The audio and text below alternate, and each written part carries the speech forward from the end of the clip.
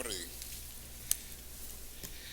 ready. Muy buenas. Siempre es altamente saludable compartir con tantos amigos y tantos colegas que tantas horas de trabajo tenemos arriba todos y que nos tenemos que sacar estos momentitos realmente para uno compartir las experiencias de uno y de otro.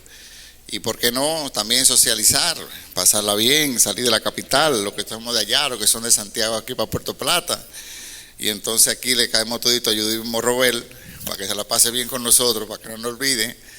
Y de verdad es un agrado al comité organizador, al presidente, el doctor Chestaro, y a todos los que de algún modo han puesto su grano de arena para que esa actividad se haya dado tan bonita. Realmente uno pensaba que la asistencia no iba a ser tan masiva, pero aquí estamos todos, así que bienvenidos, gracias por estar. Y nada, así como el doctor Medrano estuvo en algún momento de su conferencia anterior planteando el tema de la depresión en el envejeciente, fundamentalmente vinculándolo, como muchos clínicos lo vinculan, como un proceso casi normal del envejeciente y lo mezclan con el tema de la demencia o lo encubren con la demencia. También lo que tiene que ver con la depresión infanto-juvenil, pues entendía realmente que esta población, como no tiene que pasar a pagar ninguna factura ni tener ningún mayor estrés que no sea darle carpeta a los padres, pues los muchachos no se deprimían.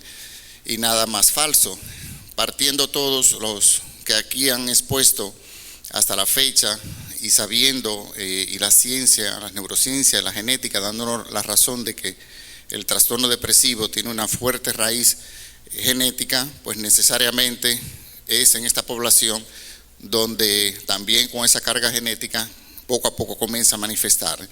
Que como clínicos no hayamos tenido toda la habilidad y todos los instrumentos y toda la disponibilidad científica para que de algún modo saquemos estos diagnósticos a tiempo, pues ya es otra historia. Pero realmente, como veremos más adelante, la depresión en esta población infanto-juvenil pues es una realidad.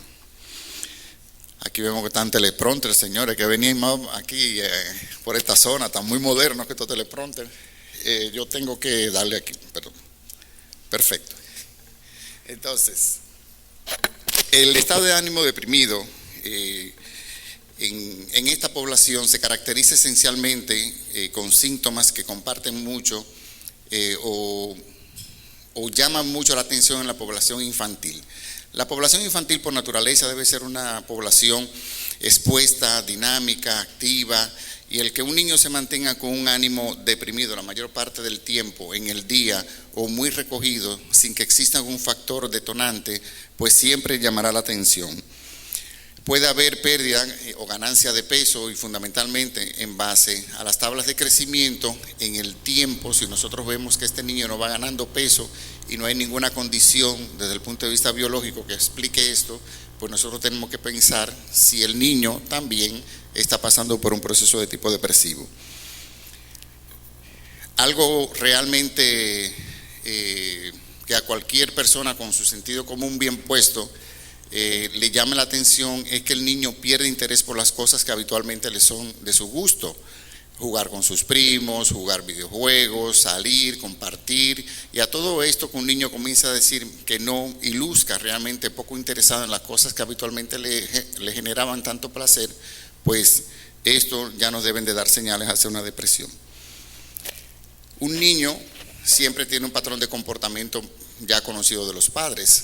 El que un niño presente un enlentecimiento psicomotor sin condición médica previa o que presente algún cuadro de hiperactividad que no se explique por otras razones, pues necesariamente hay que entender que en la niñez es precisamente la conducta quien expresa más el mundo psíquico de un niño, a diferencia ya de un adulto o de un anciano que puede ya a nivel cognitivo hacer otro tipo de elaboración, pero el niño básicamente a través de la conducta que habla.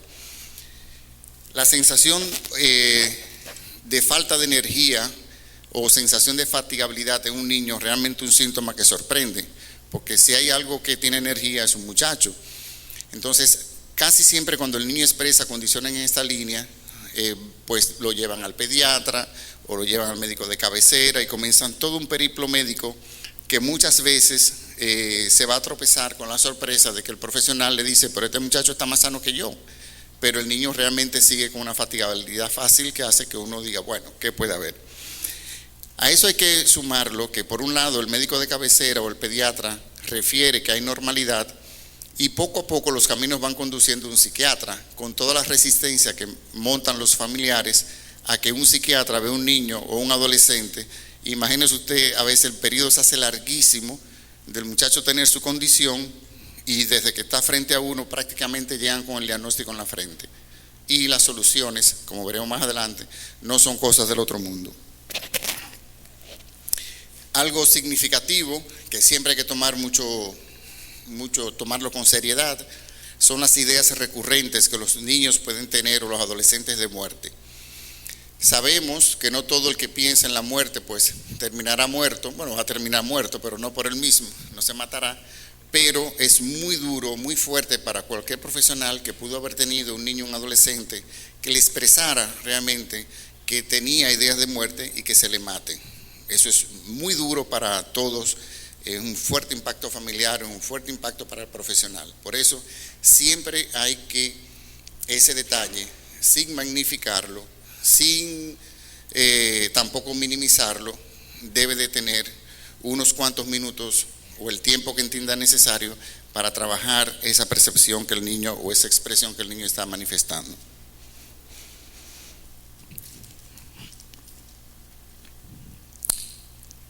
Los criterios de diagnóstico comenzaron a establecerse por Weinberg desde los 70, él comenzó a trabajar con esto, los desarrolló muchísimo más en el 88 e incluso a partir del 88 hizo la primera escala científicamente fidedigna para evaluar lo que era la depresión en la niñez. A partir de ahí ya veremos otros instrumentos que se han ido desarrollando que nos dan una aproximación bastante buena de cuando un niño realmente está hablando de depresión, no solamente por el tema clínico, sino también por las escalas que hay para ello.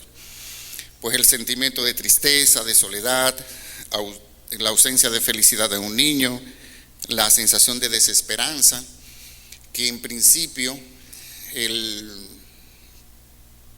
hay que tomar en consideración el tema de la desesperanza no como un conflicto que puede tener con los padres o con si había un vínculo afectivo, pues ven a muy corto plazo su vida, entonces dicen, bueno, pues hablamos de desesperanza, pero realmente a veces uno entrevista a niños que manifiestan un nivel de desesperanza en muchas áreas, en el plano académico, en el plano del apoyo de los padres, la aceptabilidad que tiene de sus compañeros y amigos, el tema de sus habilidades sociales que muchas veces le entienden que no son competentes. Entonces cuando uno ve en el abanico de posibilidades donde se mueve un niño que por cualquier lado él se evalúa de una manera descalificante, pues puede andar rondando su depresión. Aquí precisamente uno de los elementos importantes que presentan es la pérdida de confianza, de ser un niño con un potencialidad de arrojo suficientemente bueno, de que tomaba iniciativas suficientemente bueno, pues comienza a tener miedo por todo. Muchas veces, como el miedo es una expresión también de manipulación de los niños para no hacer cosas o para buscar el apoyo, la aprobación de los adultos, pero cuando nos referimos a esta pérdida de confianza, es a las propias capacidades que él tenía. Y esas propias capacidades se le pierden. Y nosotros lo vemos los adultos también, que cuando están deprimidos manifiestan que no están suficientemente seguros de hacer determinadas cosas. Lo diferente es que uno lo dice un adulto y esto lo está diciendo un niño o un adolescente. Los sentimientos de culpa irracionales, eso sí hay que prestar siempre atención. Sabemos que venimos de una cultura de la culpa, ya sea por razones eminentemente religiosas o del tipo que sea, que no viene a cuento discutir. Pero un niño que maneje culpa por todo o que él se la quiere echar y él se la quiere asignar, no correspondiéndole, entonces como clínico prestemos mucha atención a eso. Ya tal vez de adulto uno puede manejar cierta culpa o cierto nivel de responsabilidad con diferentes acciones que se tomen, pero un niño no tiene por qué estar manejando una culpa sostenida, a eso me refiero. El último punto que quería destacar, que es el queja o disminución realmente por su capacidad para concentrarse o para él mantener su nivel cognitivo suficientemente bueno, es también de alto valor. Hay que entender que el niño, el mayor trabajo que tiene es precisamente la escuela, y la depresión afecta lo que es el nivel de atención desde el punto de vista biológico, la memoria reciente, ¿por qué no también la actitud hacia el niño estudiar, la falta de energías y todos esos factores clínicos incidiendo frente a frente a lo que es la demanda que la escuela hace, pues puede provocar en muchos de estos, y siempre es saludable como clínico preguntar cómo va su rendimiento académico. Los papás muchas veces lo que dicen es que, bueno, él tenía X cantidad de rendimiento académico, a partir de tal fecha pues comenzó todo a desplomarse. Entonces ya eso también sumando valores, pues de algún modo, vamos aproximándonos a lo que sería un diagnóstico clínico en el área de la depresión. Sabemos también que muchas de las quejas somáticas son expresiones depresivas, y por ahí es donde habitualmente debutan la sintomatología depresiva en los niños y en los adolescentes. Las depresiones van desde cefalea, gastralgias, náuseas, mareos, también la sensación de pérdida de fatiga mental y física, sensación de cansancio fácil y de aburrimiento. Un muchacho puede tener una expresión frecuente de que está aburrido, pero que el que luzca que está aburrido, aún creándole uno de las condiciones para que no lo esté, de verdad que llama la atención.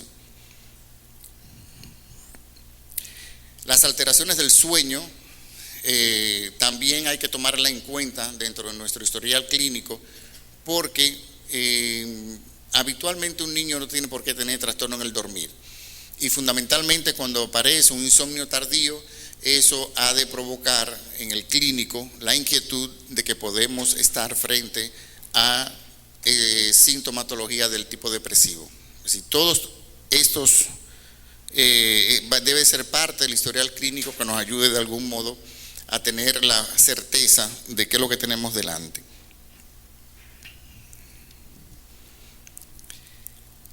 Es altamente frecuente que el niño con un sentido de comorbilidad pueda mantenerse con un comportamiento muy perturbador cuando no lo era.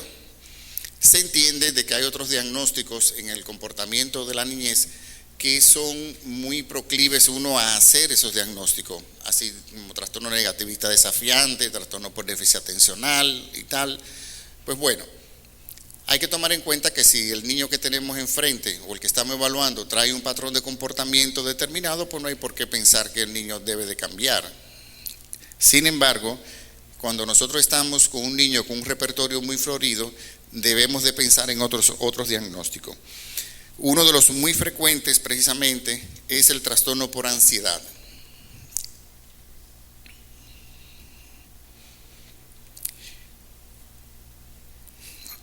Todo clínico que se exponga a esta población tiene que tomar en consideración lo siguiente: las alteraciones del rendimiento escolar.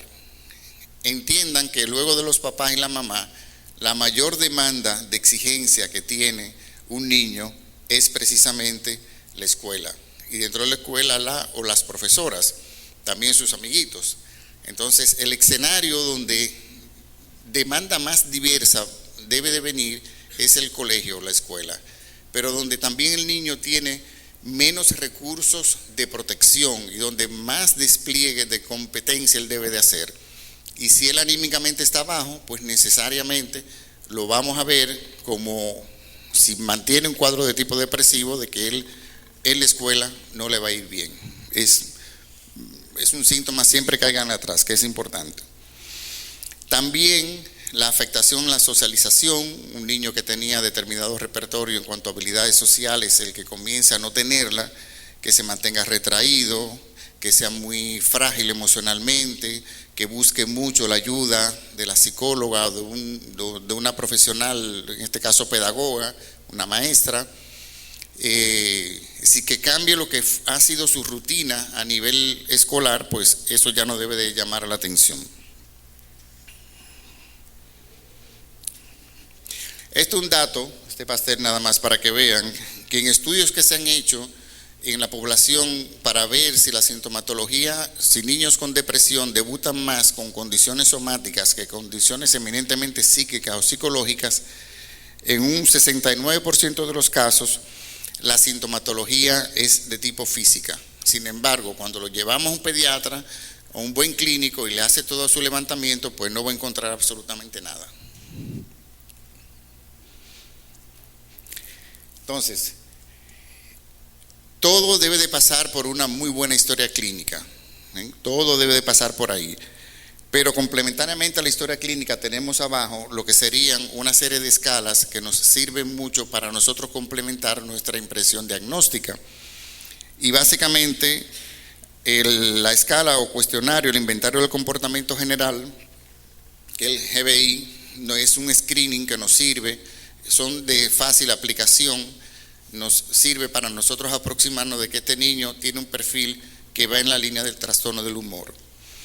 La escala de Beck, que hay una modificación para precisamente adolescentes. Ya el CBCL se puede comenzar a trabajar desde los 3 años de edad. No nos da diagnóstico, sino funciona como un screening, pero sí nos dice si está tocado el tema del estado del ánimo. Y la última, que es CDI, esa sí es una escala que sirve para depresión infanto-juvenil y se puede estar aplicando alrededor de los 6 años de edad. Todas estas pruebas las tenemos a la disponibilidad ya fundamentalmente para los más jóvenes allá en el hospital. Eso ya todos lo sabemos. El tema genético y la depresión, eso es harto conocido por todos, pero quería poner unos datos relevantes cuando hay un niño, un adolescente deprimido y lo que es la genética de la depresión en sus familiares. Entonces, lo primero, que es un trastorno que se agrupa en familia, y siempre dentro de la historia clínica tenemos que buscar mucho los antecedentes familiares. De manera habitual, tanto en la privada como en el hospital, exigimos un genograma en 3 generaciones, que incluía los abuelos, los padres y el niño o la niña. De ser posible, los tíos. Tratamos de hacerlo suficientemente amplio porque eso nos da mucho aval para nosotros de algún modo identificar de dónde puede venir esa carga y luego que le identificamos qué tan fuerte es la carga. Y con esto tratamos también de ir quitando culpa. Muchas veces cuando a un familiar le decimos que en su familia hay mucha carga genética de depresión, la otra pareja entonces le dice, pero tú ves que es de tu parte. Digo, bueno, pero fue usted que eso lo seleccionó, no fue nadie que se lo impuso, así que trate también de hacerle entender que ningún padre o madre quiere pasarle una genética de ninguna enfermedad a un hijo, pero si está. Entonces, oigan este dato, tener un padre depresivo dobla el riesgo en la descendencia. Eso es muy importante. Si un padre ha tenido de manera recurrente depresión o lo que sea, pues si estamos frente a un niño, pues las probabilidades son el doble que la población general. Si ambos padres tienen su condición, se cuadruplica la posibilidad de que ese niño, en comparación a la población general, tenga un cuadro de tipo depresivo. También el número de reincidencia de los padres incrementa la probabilidad de que los hijos se vean afectados. No hay dudas de que independientemente de la genética, al estar expuesto a un ambiente con todo lo que implica un papá o una mamá que tiene muchos criterios de depresión, creándose un ambiente depresivógeno, pues necesariamente impacta la psiquis de ese niño y va a hacer que de algún modo tenga una mayor expresividad hacia los trastornos del humor. Entonces, niños con episodios depresivos graves presentan mayor incidencia familiar de depresión. No es infrecuente que nosotros preguntemos a los papás si hay antecedentes familiares y lo primero que hacen es negarlo el uno y el otro, pero cuando nosotros vemos un niño suficientemente deprimido, con mucha clínica de depresión, las probabilidades de que exista un familiar son muy altas. Así que no nos podemos creer el que no exista, no es que lo vamos a imponer, simplemente es parte de una investigación clínica, pero se sabe que mientras más profundo y establecido está la depresión en el niño y en el adolescente, pues la carga genética es muchísimo mayor. Se sabe también, y más en la población ya adolescente, la población que puede ir entre los 12 y los 25 años de edad, que de 10 al 15% de los pacientes deprimidos se suicidan. Estamos hablando de depresiones muy importantes, no estamos hablando de depresiones desde el punto de vista casi social, que se dice que uno está deprimido. Estudios de opinión hechos en Estados Unidos determinan que de cada día hay un mayor número de personas que reconocen la depresión como una enfermedad médica. Estos estudios son de alto valor porque se ve que se está creando una conciencia social de que la depresión, como se decía anteriormente, no es una muestra de debilidad o del carácter de nadie, que es una enfermedad del sistema nervioso central que tiene razones etiológicas muy conocidas y que tiene también intervenciones muy eficaces y conocidas.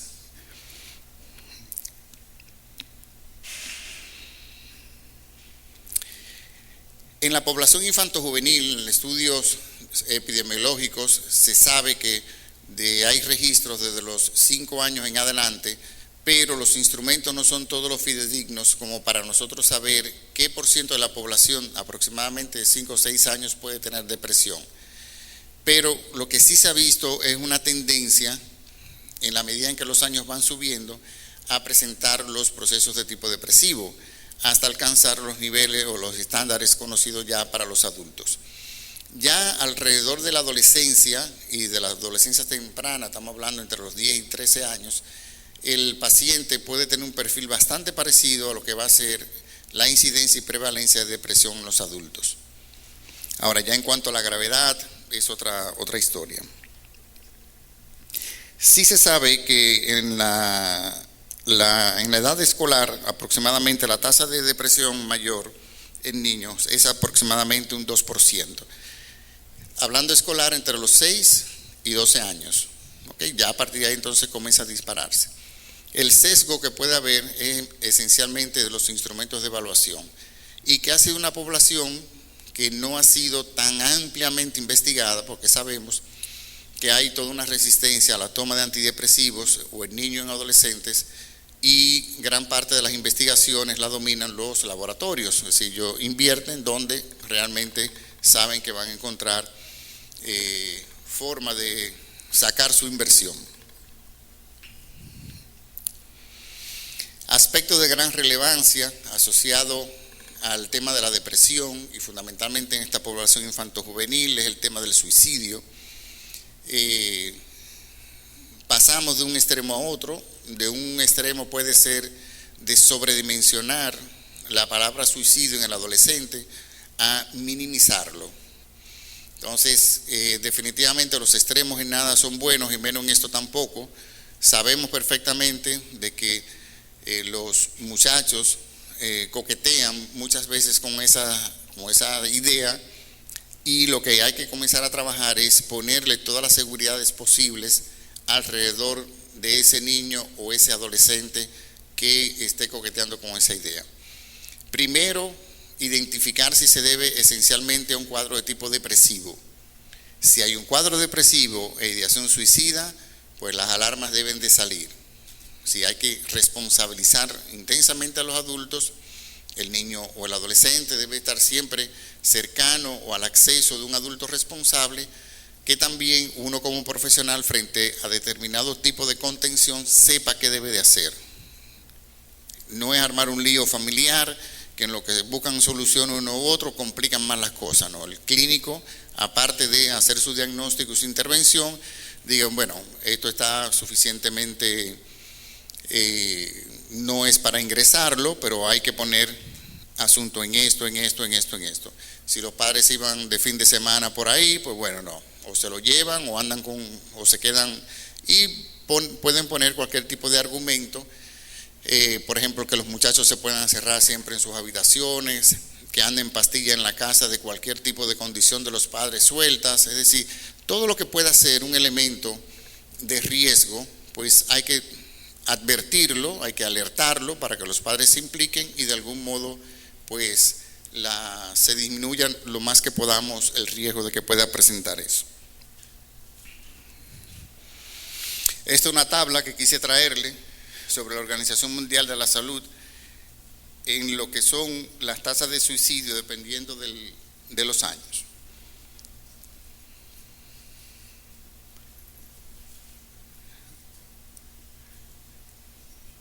Ok. Entonces, de 5 a 9 años vemos que 0.02 por 100.000 habitantes, pero ya de 10 a 14 años pasa a 1.2 por 100.000 habitantes, de 15 a 19, 8.2, y de 20 a 24, pues 12.7 por 100.000 habitantes. A los 24 años realmente, o 24 años o menos, es una población realmente muy joven y una población con toda su potencialidad para proveerse su propio desarrollo y el desarrollo de la familia. Saber estas cifras es saber que esto existe. Saber que esto existe no es solamente pensar que le va a pasar al familiar ajeno o que le va al otro profesional. No, tenemos que estar todos siempre alerta porque esto es una realidad y esto hay que confrontarlo. Una manera, una de las tantas maneras que hay para enfrentarlo es uno tener una entrevista sola con el paciente y reconstruir cuántas ideas o situaciones él ha podido crear con su idea suicida y preguntárselo directamente. Si tú te quieres matar, a veces la palabra matar le choca. ¿Tú has pensado en suicidarte? Entonces, ¿cómo tú lo has pensado? Y construyendo eso nosotros vemos qué tan elaborado o qué tan consistente es la idea y de algún modo nos puede ayudar a nosotros a ver qué tantas situaciones de contención alrededor del niño debemos crear o del adolescente debemos crear. El hecho, se sabe, de que si hubo un intento y por eso no lo llevamos, las posibilidades de que el paciente puede volverla a hacer pueden andar del 14%, de que el próximo año la vuelva a hacer. Y todos sabemos que mientras lo sigue intentando, pues más pericia adquiere y el riesgo aumenta en esa misma proporción. Sabemos también que muchos familiares, antes de venir el intento, pues tal vez, si son familias que no tienen muchos recursos afectivos, psicológicos, de contención, pues ya dice, bueno, lo ha dicho tanto que ya no es importante, lo minimizan. Eso es una manipulación que el muchacho quiere tener. En este caso es preferible nosotros pasar con ser parte del juego manipulativo del niño, claro, eso tiene sus límites también, a nosotros inscribirnos con los familiares, decirle que eso es así, que ellos tumben de algún modo las alertas que hay que establecer sobre eso y el muchacho realmente haga un intento o se mate. Sí, siempre hay que sopesar realmente las consecuencias.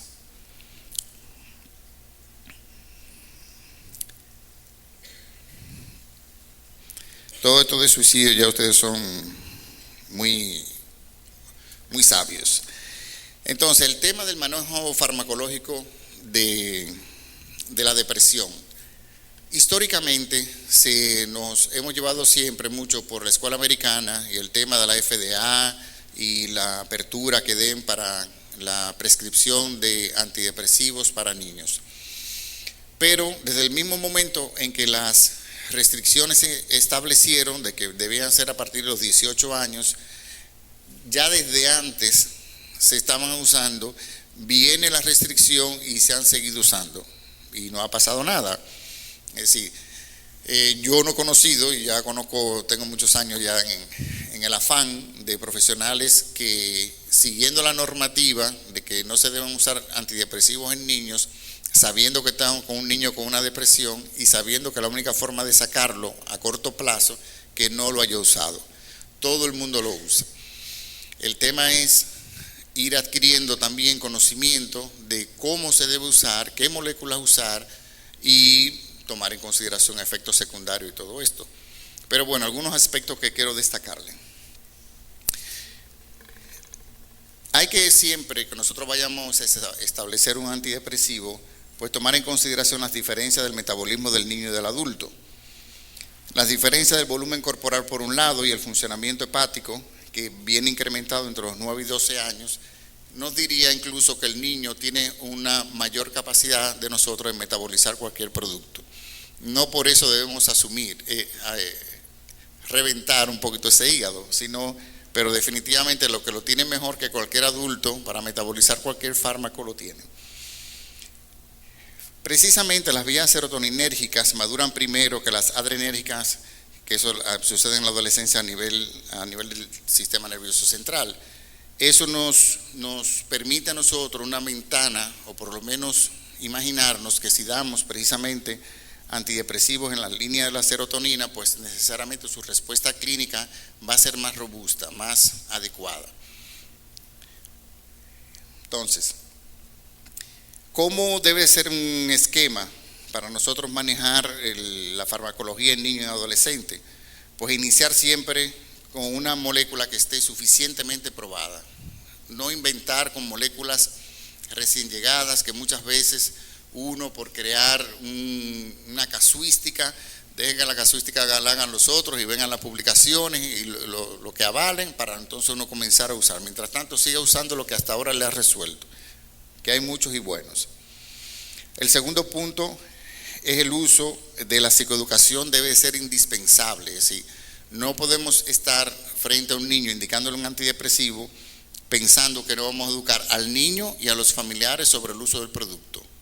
Eso va a implicar efectos colaterales que va a tener, que hace frente a determinados efectos colaterales, cuándo va a comenzar el efecto clínico del producto, que sabemos todo que comienzan los efectos colaterales primero y luego los clínicos. Siempre usar una dosis suficientemente baja e ir incrementándolo según las necesidades, pero sabemos que el metabolismo de los niños es suficientemente bueno y sano que permite dosis, y todo lo hemos usado en dosis prácticamente iguales que un adulto, siempre y cuando la depresión llene criterios de ser manejada con esa dosis, ¿no?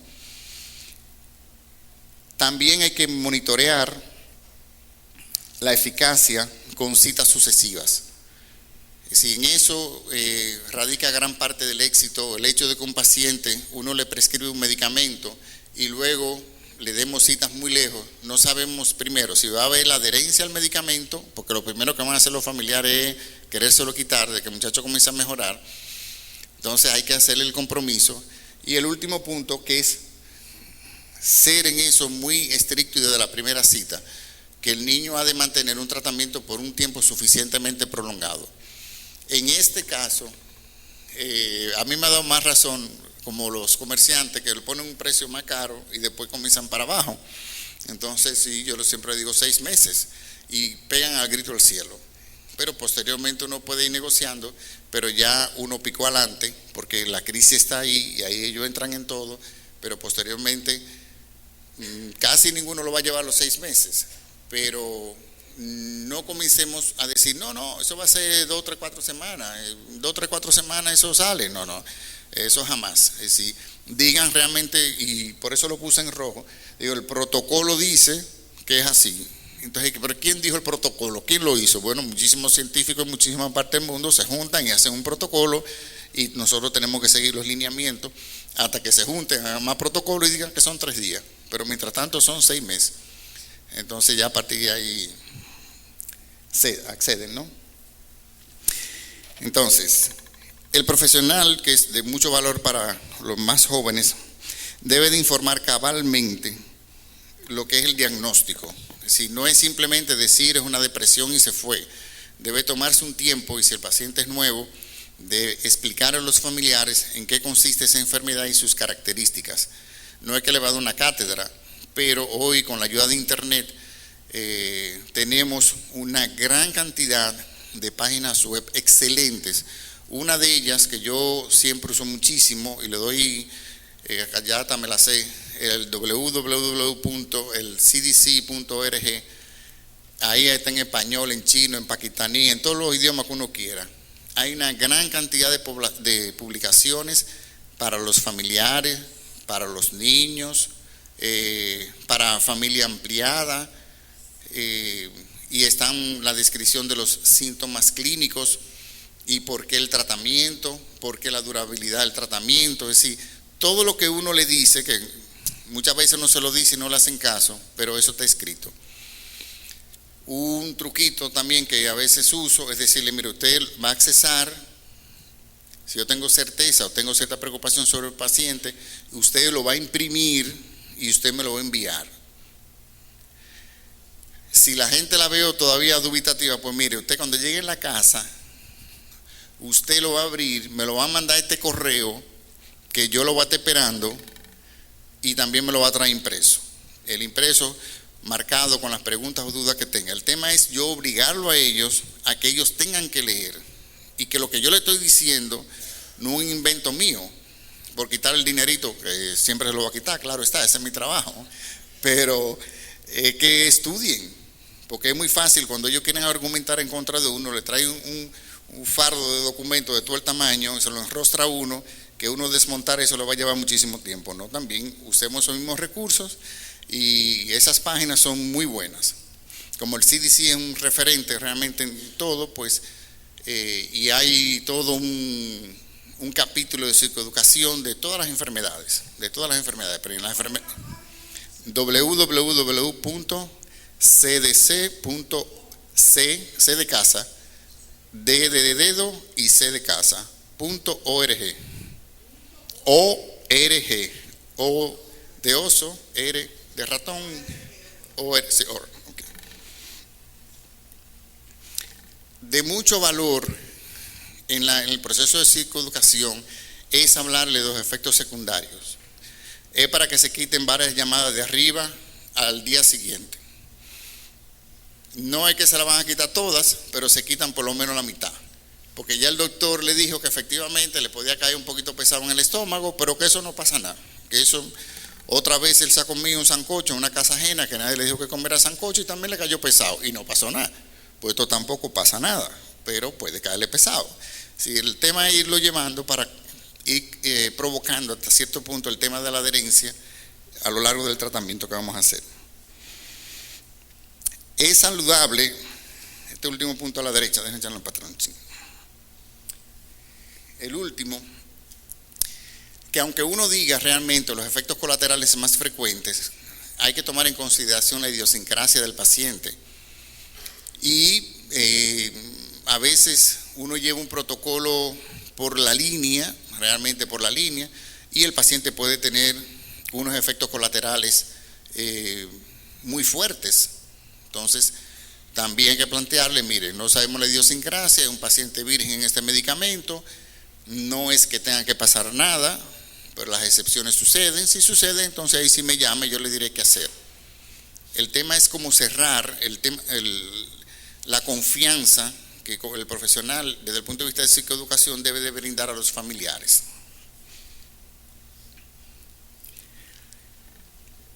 Desde que se metieron al mercado los inhibidores selectivos de la recaptura de serotonina, pues han sido los grandes fármacos que han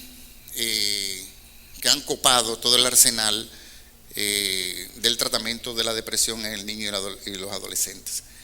El primero de todos fue fluoxetina, incluso se llegó por la misma casa que desarrolló la molécula, ellos desarrollaron una presentación líquida para uno poder dosificar y dárselo a niños y también, claro está, a envejecientes que tenían problemas de deglución. El tema es el mercado, pero hasta eso se llegó.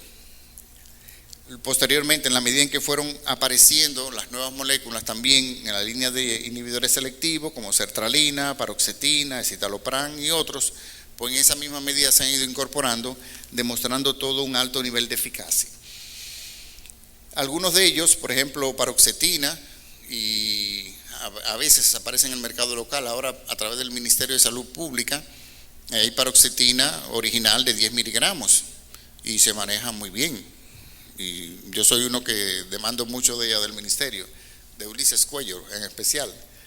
Entonces, ¿por qué se usan estos productos? Realmente porque son altamente efectivos y seguros, el perfil de efecto secundario es previsible en la mayoría de ellos, así que ya uno sabiéndose de uno, pues uno señala a los otros. Y precisamente el último punto, ligándolo con un slide anterior, que actúan sobre el sistema serotoninérgico, que en un niño o un adolescente temprano está mucho más maduro. Entonces, en principio, la respuesta desde el punto de vista neuroquímica pues va a ser más robusto. Estas son las dosis. Esto va a quedar aquí en la computadora, el que quiere está en libertad de hacerlo. Son dosis que casi siempre comenzamos con baja dosis, sabiendo que baja dosis es buscando, a veces uno ni sabe lo que está buscando, porque sabemos que algunos de ellos en baja dosis presentan más efectos secundarios que en dosis normales, pero es por aquello de la cultura de no comenzar a atacar inmediatamente yo hago aumentos relativamente rápido, estamos hablando de en los primeros 4 a 6 días, ya yo voy haciendo aumentos significativos, buscando rápidamente lo que yo entiendo que debe ser la dosis terapéutica, cosa de que cuando el niño ya venga donde mí, hayan pasado probablemente, que va a ser a los 15 días, por lo menos 10 días expuesto a una dosis suficientemente buena y confiable. Como sabemos y se ha mencionado en algún momento, no solamente, bueno, todas las enfermedades mentales y la depresión es una de ellas, nunca viene sola, siempre viene con algo, que son las comorbilidades. Entonces, gracias a estos productos, cuando nosotros vemos comorbilidad de depresión con ansiedad, sabemos qué moléculas podemos preferir y sigan ese esquema que de verdad da altos resultados. Uno puede tener más adherencia, por ejemplo, vamos a poner a la fluoxetina, por decir algo, pero yo me tropecé con depresión y un fuerte contenido de ansiedad, miedos. Oiga, yo me voy con mi paroxetina porque sé que va a ser estadísticamente más seguro. ¿Que le va a dar más duro en el estómago? Bueno, pues entonces me dedico un poquito más de tiempo a advertirle realmente sobre ese efecto secundario y después me fajaré cuando desconecte el paciente a la molécula, que también tiene sus bemoles. Esa es otra consulta, ¿no entiendes? Pero bueno, así mismo es el mismo esquema y en los adolescentes funciona muy bien cuando nosotros tomamos en consideración las comorbilidades. Y ya que realmente el chico está depresivo, tiene una comorbilidad, sabemos que la mayoría de los antidepresivos bien seleccionado en dosis adecuada lo va a sacar, pues bueno, busquemos uno que le dé un plus y precisamente esas combinaciones son muy buenas. Ahora bien, fundamentalmente en todas las edades, pero en esta en especial, no deben ser fármacos nada más lo que actúen. El profesional tiene que trabajar fuertemente en el tema de psicoeducación, como en todas las enfermedades, y está sumamente demostrado que en la medida en que nosotros eduquemos a nuestros familiares, a nuestros pacientes, ellos mismos a nosotros nos crean más confianza y más adherencia, más compromiso y no tienen sorpresas. Si no tienen sorpresa en que tal efecto me dio o tal respuesta no lo he obtenido, o yo tengo una semana en tratamiento, doctor, y yo me siento igual. Digo, ¿cuánto fue que yo le dije? ¿Cuánto fue? Ah, sí, usted me dijo como un mes. Digo, bueno, y llegamos ahí. Pues yo no me he dado cuenta si el tiempo va tan rápido en tu vida. Entonces uno lo lleva poco a poco para ir llevándolo hasta donde querramos, de 21 a 28 días.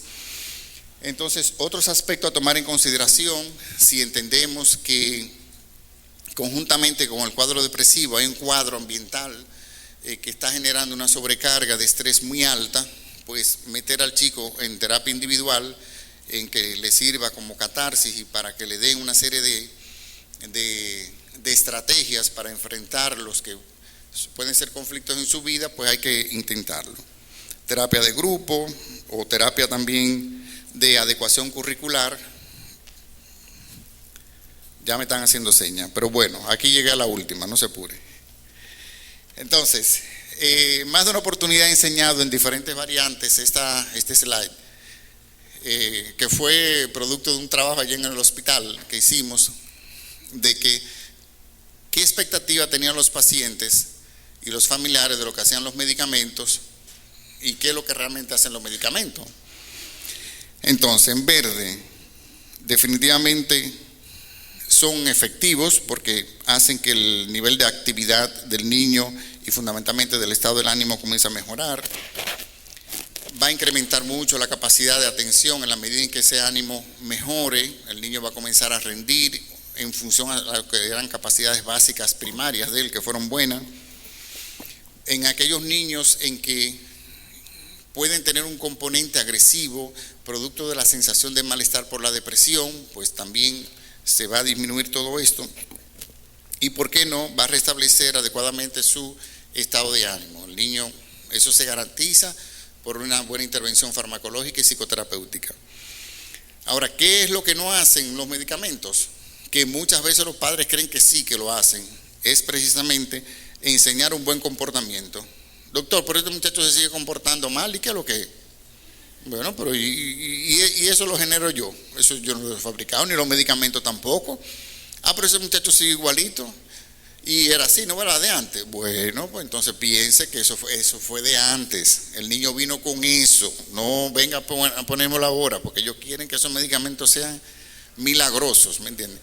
Después de haber montado toda la resistencia del mundo para hacerlo, después de haber boicoteado la mamá o el papá, la abuela, un primo, un tío, un vecino, todo el mundo, después de vencer a toda esa gente, entonces ellos quieren también que el medicamento le enderece el comportamiento. También que le enseñe habilidades especiales al muchacho, entre ellas, por ejemplo, estrategias de estudio. Pero ese muchacho sigue igualito, eso es una brega para estudiar, que eso no tiene madre. ¿Y qué tiene que ver eso con otro? Oh, pero ¿y para qué que lo estamos tratando? Es duro a veces ganarse los chelitos que no lo tenemos. Pues también, ¿por qué no? Enseñarlo a manejar los sentimientos. ¿Y qué usted quiere decir con eso, doña? Eso fue todo bien. Que sea más afectivo, que me dé mi abrazo, mi beso, mi qué sé yo qué. ¿Y qué tiempo hace que usted no se lo da? No, pero es que eso es de muchacho, yo de una señora mayor no puedo tener eso todavía ya. Digo, no, si usted no le enseña de allá para acá no viene. O papás que se quejan de que los muchachos no son suficientemente afectivos. ¿Y por qué no? ¿Por qué el muchacho no está motivado para hacerlo? ¿Pero motivado de qué? Si ustedes le han creado todo un mundo de soluciones posibles y no posibles, que para qué el muchacho va a pensar que tiene que motivarse para buscar algo. Si él quiere un iPad, le traen el 6 que ya ahora acaba de salir, y entonces él no le gusta el 5, pero no usa ninguno, pero es el 6 que quiere. O si no, un Samsung X, que si yo, no, un S4 que es el de S5. Entonces, explíqueme usted cómo se va a motivar. Entonces, bueno, la discriminación va en sentido general de tener claro de qué hacen los medicamentos y qué no hacen. Fue un recorrido rápido, intenso, y más que nada que tengo la competencia de dos gente allí vestida de playa que indican definitivamente, gracias a grandes amigos, que esto hay que terminarlo. Así que muchísimas gracias.